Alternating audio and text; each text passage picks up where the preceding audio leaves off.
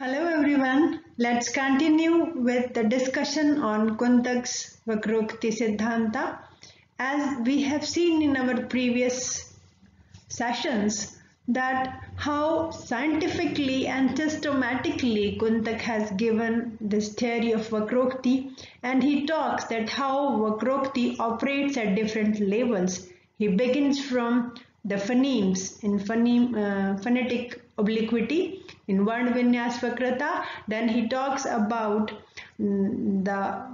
how the Vakrokti operates at the level of word, and he talks about lexical and grammatical obliquity. And then thirdly he talks about that how Vakrokti operates at the level of the formation of sentences in Vakya Vakrata. And now the next step, that is how Vakrokti operates at the level of the episodes. So today we'll talk about Prakarna Vakrata.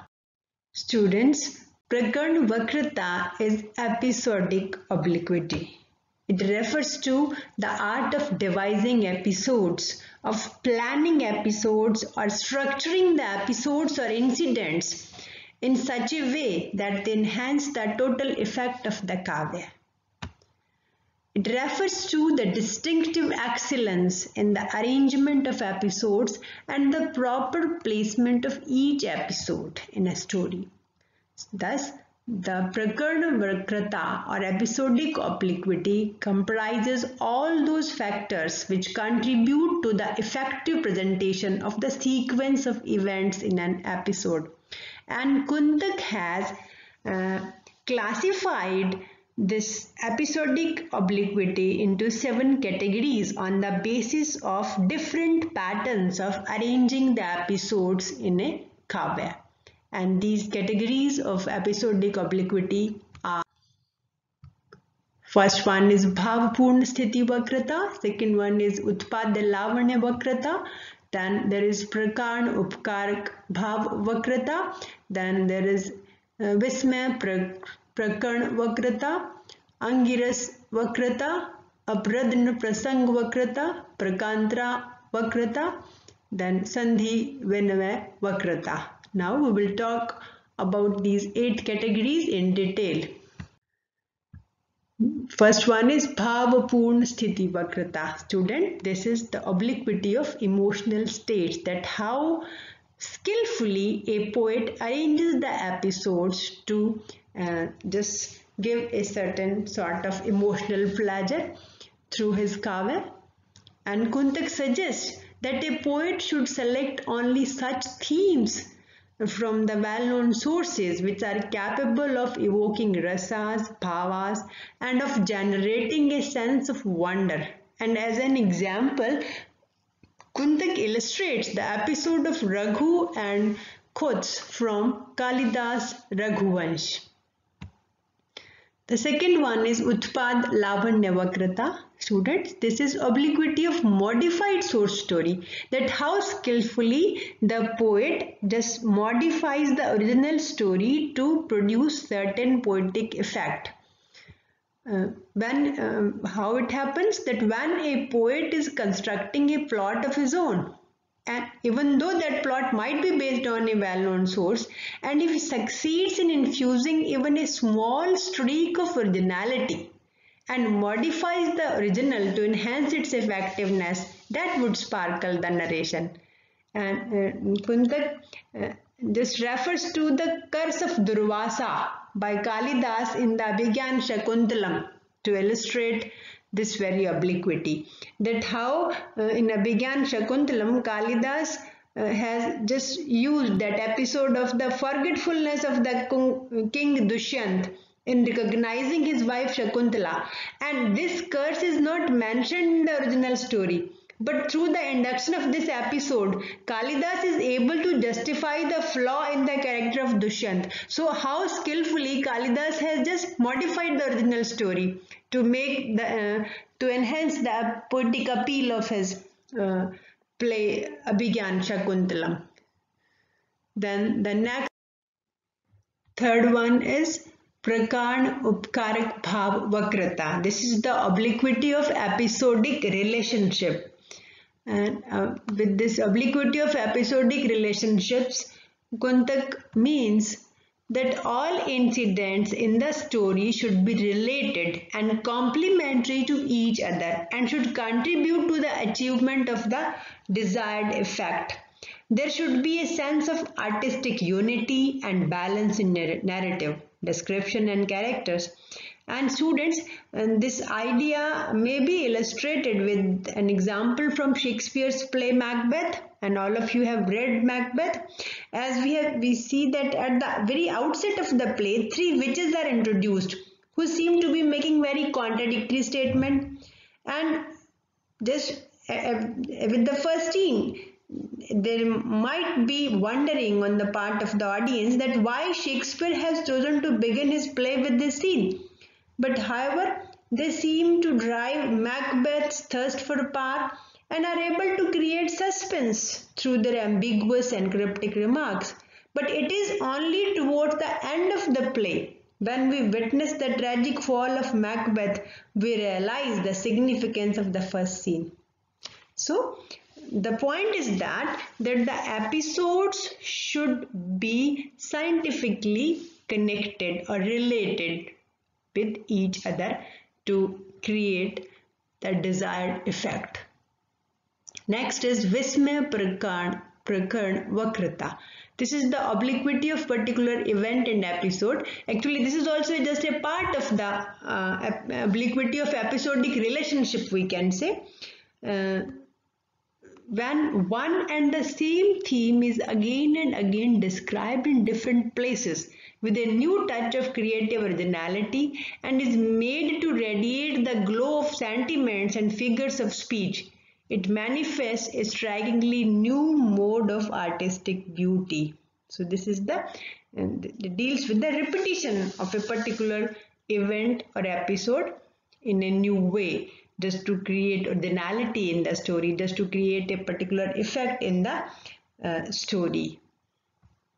The next one is Angiras Nisanandiska Vakrata, that is obliquity of dominant rasa.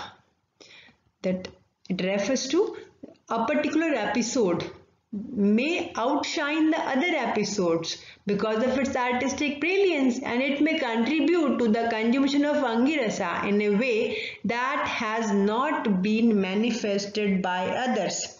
And students, here you can take the example of balcony scene in Romeo and Juliet, and there is one more, the sleepwalking scene in Macbeth, which leave a deep impact on the audience as their artistic brilliance is unparalleled in the entire play.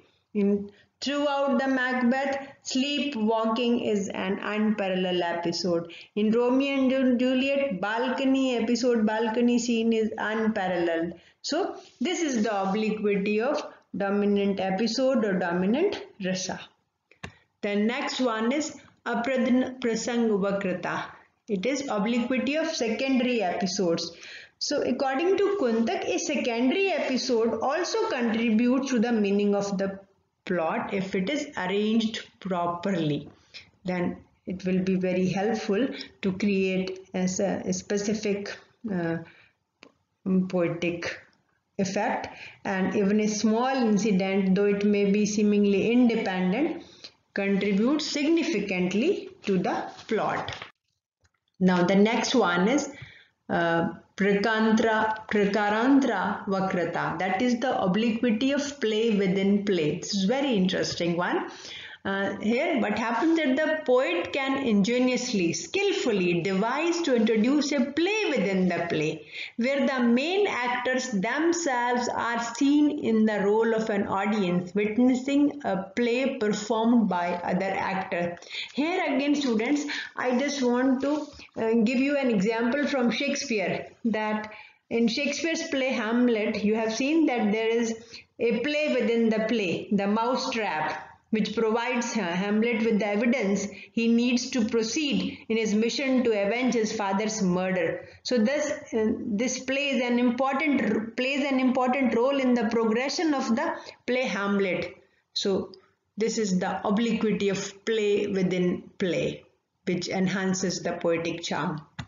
And the last one is Sandhi Vinamay Vakrata, that is obliquity of juncture. Students, a juncture or Sandhi is a combination of different phases of main action with its subsidiaries.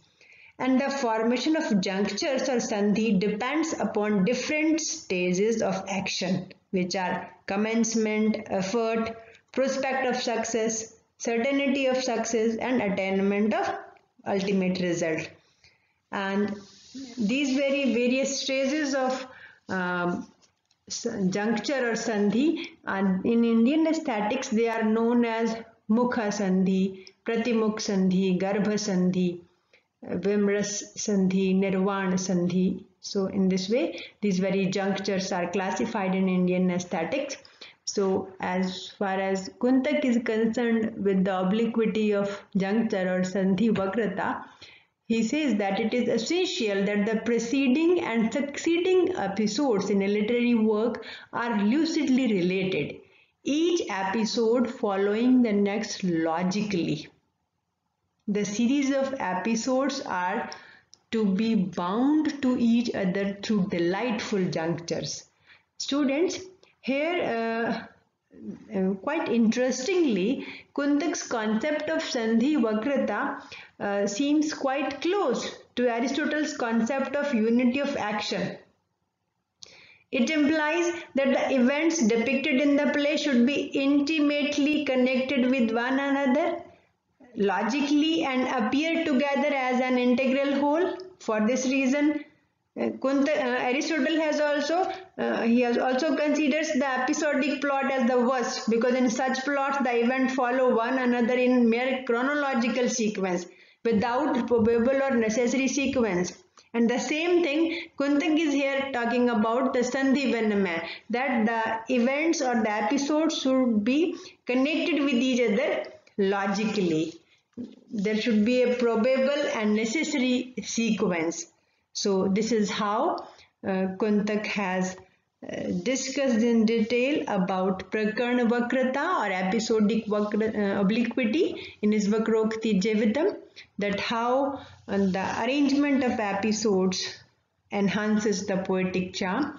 To conclude, and say that Prakarna Vakrata refers to the originality or ingenuity in plot construction through innovations, organic unity among the episodes, the systematic unfolding of the series of events in the plot through a sequence of episodes, and the techniques like introducing a play within the play, maintaining suspense till the end, and integration of various segments into a harmonious whole.